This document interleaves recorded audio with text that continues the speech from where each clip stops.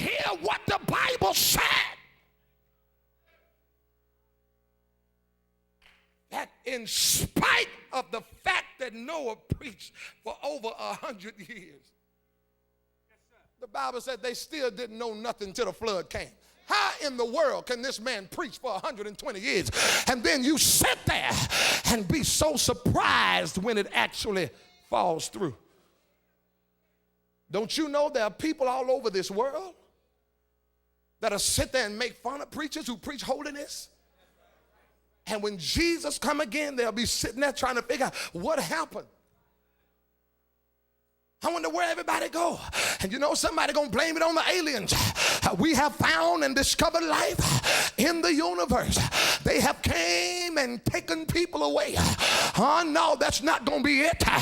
Jesus would have come and gone, and you would have been left behind and still acting shocked and surprised like you didn't know what was happening. This man preached that it was going to rain, and they didn't know nothing. The Bible said until the flood came and carried them away. It still caught him by surprise, even though he preached for over 100 years. Bible said the danger in all of this and the tragedy of this story is that when God told Noah that he had finished his work, the Bible says that God shut the door. And you know what they tell me? They tell me that he can open the door and no man can close it. But they also told me he can close a door and can't nobody open it. Did you know that those people sat there making fun of Noah? But Noah kept preaching. While they played, he preached. While they were marrying and giving in marriage, he preached. While they continued life as usual, he preached. While they ignored him and called him crazy, he preached. But they found out too late that their lives had been lived in a fool's paradise. The Bible said when God shut that door and water began to fall out of the sky. I want you to hear this. Water began to fall out of the sky. Somebody says, what is that? Somebody's spitting on me.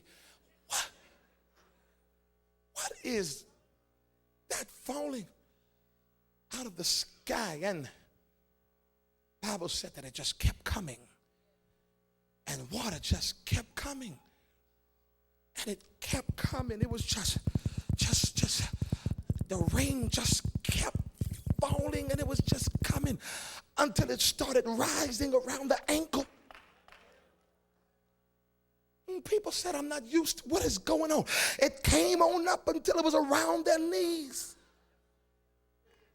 And people started getting serious then. It came on up until they were chest deep in water. And they were carrying babies on their shoulders, trying to get to higher ground. What's going on? But it was too late. And the judgment was already sealed. They were about to die. And now there was nothing that Noah could do about it. Noah's involvement at this point was over. Do you realize there's one day when the preacher won't be there to lead you to Christ? One of these days, his involvement will be over. Can't you see him knocking on the door? Noah! You got all that room in there. Open this door and let us in. But Noah didn't shut it. So Noah couldn't open it. The Bible said it carried.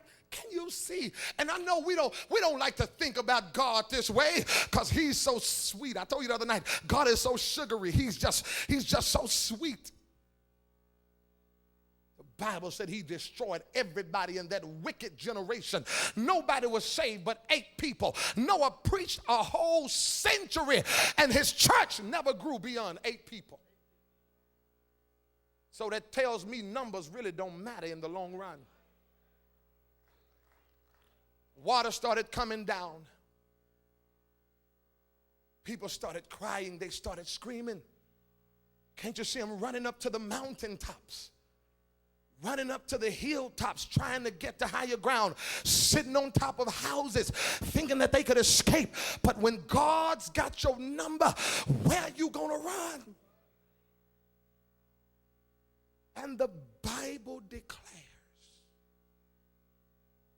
that babies, old men, young men, women, children, everybody in that wicked generation was floating in the water. He destroyed them. Then Jesus looks at us and says, I'm going to do it again. As it was in the days of Noah, so shall it be at the coming of the Son of Man. And at the end of all of that, you know what God did? This is just a little extra I throw in for you, for the YouTube footage. God put a rainbow in the sky.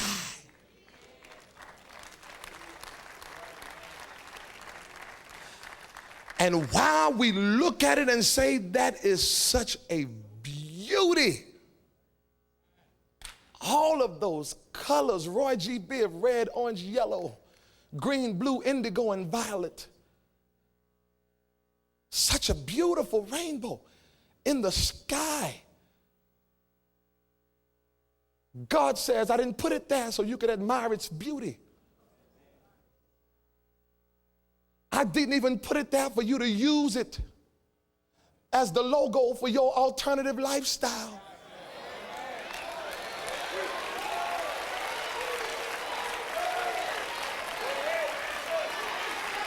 You know what God said? I gave it to you as a sign of your destruction. And every one of you with rainbows and all of that to signify your lifestyle, you are testifying to your own destruction.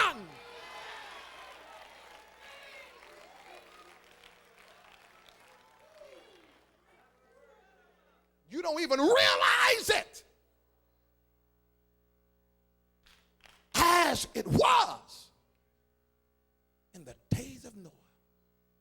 We are right there, brothers and sisters. We are right there. Thank God for people of holiness all over this world that are standing against the grain when it's not popular. They're still standing. I want everybody in this auditorium to stand. I don't want anybody to walk if you don't have to. If you're not a ministry worker, hold your seat. As it was in the days of Noah, they were living a high life. And in spite of him preaching, the Bible said they knew not until the flood came and carried them away. How is it that with all of this preaching, the day of the Lord is still going to carry and catch so many people unawares? Preachers are telling you, look up, your redemption is drawing nigh. Jesus is coming again. He said this. He said there will be wars, rumors of wars. Love of many would wax cold. He said there will be floods. And look at what's happening. Are you all reading the news? Do you see what's going on the front page of our newspapers and the lead stories to all of our news stations? Floods are carrying people away. Water is displacing people. Not only that, but he said there will be earthquakes in diverse, meaning many, various places. We're seeing it. So how is it that people still act clueless?